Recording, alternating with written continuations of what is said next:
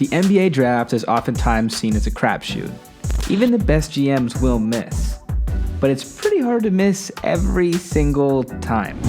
And this is exactly what the T-Wolves did from 2008 through 2014. Now, if you assembled a starting five of players the T-Wolves missed during that span, you would undoubtedly have a perennial finals contender. Instead, the Wolves are statistically the worst team, record-wise, since the start of the 07-08 season. I'm Frank Smith, and this is the story of the Minnesota Timberwolves passing on 20 All-Stars in 7 years, a ClutchPoints original mini-documentary. So how did this happen? The NBA is supposed to reward bad teams with high draft picks, making sure that these teams get studs that will at least temporarily alleviate a fan's misery. Now, this theory only works when your team can draft confidently, and the T-Wolves have again and again proven that this is impossible for them. Our story begins in 2008. The Wolves were coming off an atrocious season, but they had secured the third pick in the draft. Would they select the freakishly athletic crowd energizer named Russell Westbrook?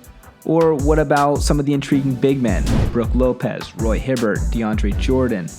Or maybe take a shot on a Slovenian kid named Goran Dragic, who had been lighting up his country's league since he was 17. Nope, the team took Ovinton J. Anthony Mayo, better known as OJ. To be fair, the Wolves did send the man known as Grocery List in a package to Memphis that secured them Kevin Love.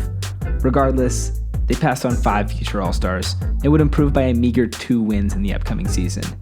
Missed All-Stars 5, All-Stars drafted 0. But the squad did include Kevin Love now, and he was on the way to becoming a double-double machine, an outlet pass extraordinaire. Things could only get better from here. Since the Wolves won only 24 games in the 08-09 season, they had another lottery pick, this time number 7 overall. Minnesota badly needed a point guard, and the upcoming draft was full of them. Steph Curry, Drew Holiday, and Jeff Teague were all on the board.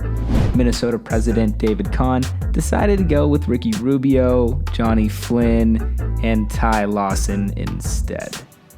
Now, it's easy to play Monday morning quarterback, but even if Kahn picked names blindly out of a hat, he'd have a 50% chance of at least getting one future All-Star with his pick. Not to mention, Johnny Flynn went on to become a major bust, and it was just strange to witness a team take 3 players who all play the same position. To add salt to the wound, DeMar DeRozan was also available when Rubio and Flynn were selected. I bet DeRozan is forever grateful Kahn didn't select him so he wouldn't have to live in a freezing city and deal with years of heartbreak. Oh wait. Predictably, the Timberwolves were miserable the next season. They went 15-67, setting themselves up for a chance at redemption with a high pick in 2010. Missed All-Star count 9, All-Stars drafted 0. Even though they were absolutely terrible the prior season, the Wolves got the 4th pick of the draft. They continued the tradition of selecting busts out of Syracuse by selecting Wes Johnson and passing on DeMarcus Cousins, Gordon Hayward, and Paul George. Thanks to a monster season from Love, the Wolves actually got better by 2 games. They finished at 17-65 for a chance at another, you guessed it, lottery pick. Missed All-Star count 12, All-Stars drafted 0. This time, the Wolves had the 2nd overall pick, and the 2011 draft was one of the deepest in history. One of the best shooters of all time, Klay Thompson, check. A top 5 two-way player in the league today, Jimmy Butler, check. A fun guy, Kawhi Leonard, check. Kemba Walker, Nikola Vucevic, and Isaiah Thomas round out the remaining All-Stars of the 2011 draft. But the Timberwolves, after having so much success selecting an ultra-athletic wing with a shaky shot in Wes Johnson, decided to double down by choosing Derek Williams. He would end up averaging double-digit points in 1 season of his 7-year career. Missed All-Star count 18, All-Stars drafted 0. In 2012, the Wolves had the 58th pick in the draft, so they were spared the embarrassment of drafting another bust. But in 2013, the team was back to its long and storied ways of shanking draft picks like your buddy after a hot dog at the shack. After posting a 31-51 record, the team finally looked to be trending upward.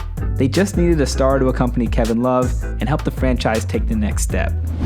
While few knew it, a former MVP was available for selection. Giannis Antetokounmpo had declared for the draft. This was the Wolves' chance to draft a future franchise cornerstone. And the Wolves did choose a foreign-born player with a hard name to spell and received a start in the EuroLeague, Bojan Dublevic. And besides Dublevic, the Wolves wheeled and dealed their way into acquiring Shabazz Muhammad, Gorgui Deng, and Luka Mbamute. Predictably, they remained mired in mediocrity, finishing at 40-42. Time for one last shot at the draft. Missed All-Star count 19, All-Stars drafted 0. Now at this point, the front office just should have thrown at a dartboard to determine their draft pick. It's not like the record could have got any poorer. It might have helped in this particular draft class because the guy that ended up being an All-Star wasn't on a lot of teams' draft boards, Nikola Jokic. The Wolves ended up with Zach LaVine, Glenn Robinson III, and Markel Brown. Honestly, not a good draft, but not a particularly bad one either. But when you weigh in the fact that they traded Kevin Love for a package that included Anthony Bennett and Andrew Wiggins before the season even started, this offseason feels slightly ickier. Regardless, this completed an amazing stretch in which the Wolves managed to miss out on 20 future All-Stars without officially drafting a single one. Missed All-Star count 20, All-Stars drafted 0. In all fairness, the Wolves eventually struck gold.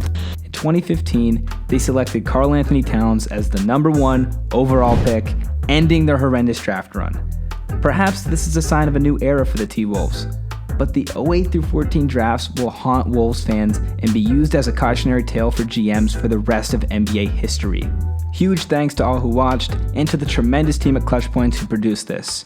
I'm Frank Smith. You can follow me at FMS_Frank Smith and follow ClutchPoints at ClutchPoints. Side note, if you're not subscribing to us on YouTube, you're missing out. All of our best content is there. If you love our pages on Instagram or Facebook, I can guarantee you'll love the YouTube channel. In the comments on this one, let me know which All-Star the Wolves missed would have turned them into a contender. For me, it's a pretty obvious choice, but I'm going to go with Steph Curry over Ricky Rubio. Till next time.